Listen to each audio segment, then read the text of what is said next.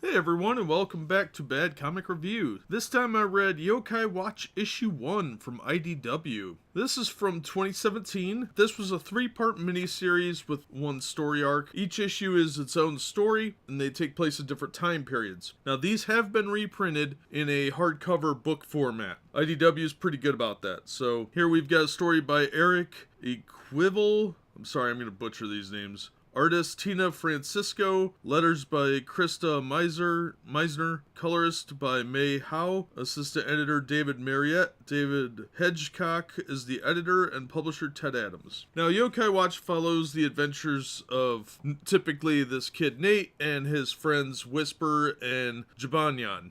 Now, Whisper is a ghost, and Shogunyan is a yokai, and the yokai are these invisible spirits in Japan that kind of interact with humans and make them feel different ways or do different things. So it's all explained in the issue. It's actually a pretty thick issue, which is kind of nice. So this story is focused around a girl named Princess Amy, who was walking down the street and is accosted by some rogues, but the yokai Shogunyan, which is Shogunyan, he shows up and imbues her with his samurai powers. Now, of course, he's a adorable kitty cat in a samurai outfit. Now, the person that set these men up to do this was, of course, none other than Snartle. And he's a strict yokai who kind of bullies kids and punishes them because he doesn't like naughty people. Now, he used to be a prankster. We get some of his backstory here. He was a prankster yokai who tormented humans, animals, and everyone else, even other yokai. And then his mom spanked him with a wooden spoon, and I'm quoting here, whack some sense into him. Now, he can still feel the spoon, he says.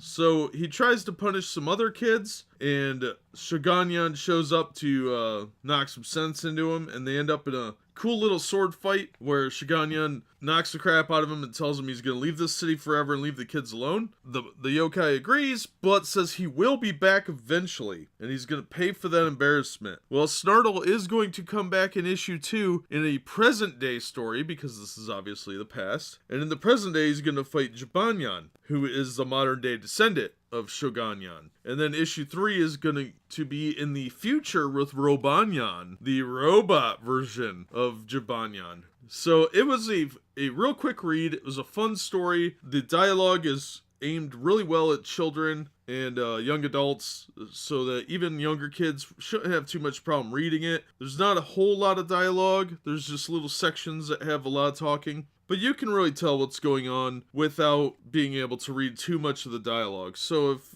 kids are kind of difficult with reading, I don't think they'll have a problem grasping what's going on in the story. And it's a good excuse to read to your kid. So if your kids or you like Yokai Watch, this is definitely a good one to pick up. It was a lot of fun, I thought. It was a quick read, but it's a nice long story. But it goes really fast, and there's a lot of action in it. And there's some silly jokes too, like bad guys will never learn. And there's a scene where Shogunyan gets a foot to the face. And it was a cute story. It was a good kids book.